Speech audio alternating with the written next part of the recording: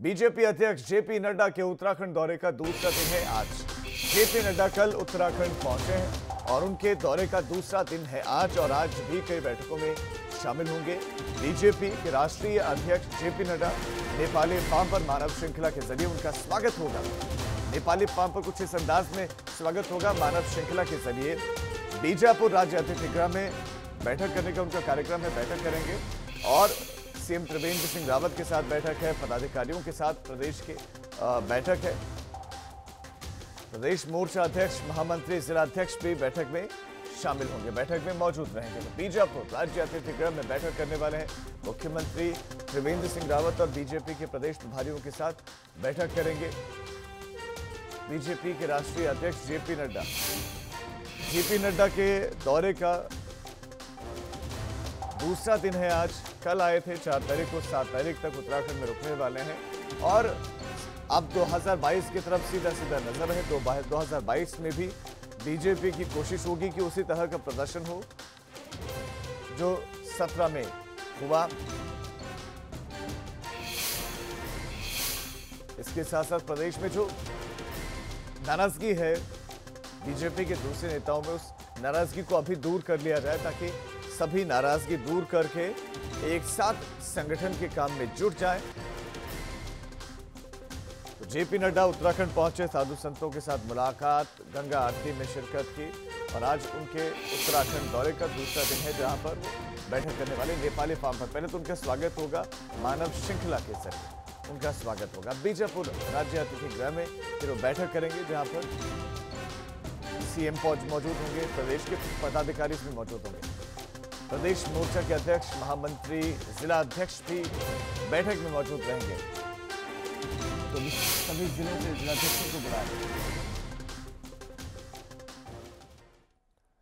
उत्तराखंड दौरे के पहले दिन बीजेपी के राष्ट्रीय अध्यक्ष जेपी नड्डा ने शंकराचार्य राज राजेश्वर से मुलाकात की। जेपी नड्डा कनखल में मौजूद राज राजेश्वर से मिलने के लिए उनके आश्रम में पहुंचे।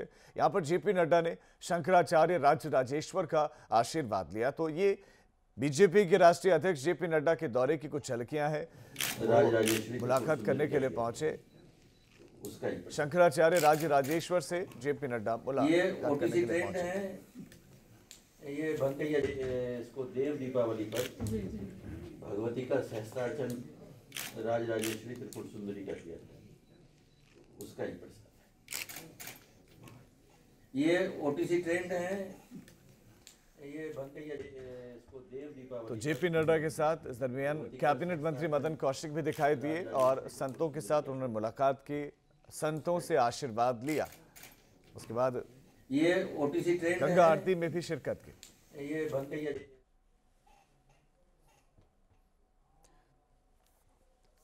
तो 3 तस्वीरें अब हम आपको दिखा रहे हैं जेपी नड्डा के दौरे की। 3 तस्वीरें हैं। जेपी नड्डा के स्वागत की तस्वीर है। जब वो हरिद्वार में पहुंचे तो पार्टी के कार्यकर्ताओं ने फूल बरसाए, उनका स्वागत किया। इसके बाद नड्डा ने संतों का आशीर्वाद लिया, जबकि शाम के समय वो गंगा आरती में शामिल हुए।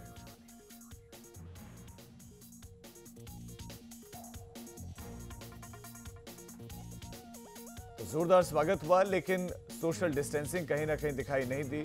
दूसरी तरफ संतों का आशीर्वाद लेने के लिए पहुंचे और फिर गंगा आरती में शाम के वक्त जो आरती होती है उसका हिस्सा बने। यात्रा पर राष्ट्रीय अध्यक्ष बनने के बाद मैं 120 दिन में सभी प्रदेशों को अपनी पार्टी को मजबूत करने के लिए चला हूँ। भाजपा के राष्ट्रीय अध्यक्ष जेपी नड्डा पार्टी कार्यकर्ताओं में जोश भरने के लिए उत्तराखंड दौरे पर हैं। नड्डा ने अपने दौरे की शुरुआत धर्म नगरी हरिद्वार से संतों से आशीर्वाद के साथ की। सबसे पहले जेपी नड्डा गायत्री तीर्थ शांति कुंज पहुंचे। अपने दृष्टि से ताकत लेने के लिए यहाँ पर आया था, क्योंकि मेरा संबंध गायत्री परिवार और शांति कुंज से आज का नहीं है, बड़ा पुराना है। तो वहाँ अपने आशीर्वाद लेने के लिए आया था, पर मुझे ये नहीं मालूम था कि इस तरीके से अभिनंदन का कार्यक्रम रखा है। मैंने कहा पहले गुरुजनों का मैं आशीर्वाद लूँ और गुरुजनों से ताकत लूँ और उसके साथ साथ सहयोग के साथ उनके आशीर्वचनों के साथ मैं आगे बढ़ूँ। और मुझे इस देव संस्कृति विश्वविद्यालय में आने का सौभाग्य मिला। अपने दौरे के पहले दिन नड्डा ने संतों का आशीर्वाद लेने के साथ उनका सहयोग भी मांगा। मेरी यात्रा गायत्री परिवार से विशेष रूप से जुड़ी हुई है। क्योंकि मैं छात्र नेता, युवा कार्यकर्ता के रूप में काम करता रहा। बुआ के पास मेरा जाना बहुत होता था और मेरा बुआ का मेरे को प्यार बहुत मिलता था। उत्तराखंड में जेपी नड्डा का 4 दिवसीय दौरा है। अब आपको उनके दौरे के अगले 3 दिन के कार्यक्रम के बारे में बताते हैं। जेपी नड्डा सीएम और मंत्रिमंडल के साथ कोर कमेटी की बैठक करेंगे, जबकि 6 दिसंबर को पार्टी के प्रदेश पदाधिकारियों, महामंत्रियों, सांसदों, विधायकों, मोर्चा अध्यक्षों और जिला अध्यक्षों के साथ मीटिंग होगी। 7 दिसंबर को बूथ कमेटी की मीटिंग रखी गई है। इसके साथ ही मंडल की बैठक और मीडिया वॉलंटियर बैठक का कार्यक्रम भी रखा गया है। इसके साथ ही जेपी नड्डा प्रेस कॉन्फ्रेंस भी करेंगे। धर्म नगरी में भाजपा कार्यकर्ताओं ने नड्डा का गर्मजोशी से स्वागत किया। भाजपा महिला मोर्चा के सदस्यों ने उनके ऊपर फूल बरसाए और मंगल गीत गाए। अपने दौरे के दौरान जेपी नड्डा एक तरफ पार्टी संगठन के कामकाज का फीडबैक लेंगे, तो वहीं सरकार और उनके मंत्रियों के 3.5 साल के कार्यकाल का लेखा जोखा भी देखेंगे। 2022 का चुनाव करीब है। जाहिर है नड्डा का ये दौरा भाजपा कार्यकर्ताओं में जोश भरने का काम भी करेगा। एबीपी गंगा के लिए हरिद्वार से रोहित शिकोला की रिपोर्ट। तो संगठन को मजबूत करने के लिए पहुंचे हुए जेपी नड्डा और स्वागत उनका देहरादून में हुआ और उसके बाद आज भी पूरे दिन भर कार्यक्रम चलेंगे उनके, जहां पर वो संगठन के साथ बैठक करने वाले हैं। आज के कार्यक्रम उनके होने वाले हैं दून में वो पहुंचे। उसके बाद अब सरकार के साथ उनका मंथन होने वाला है।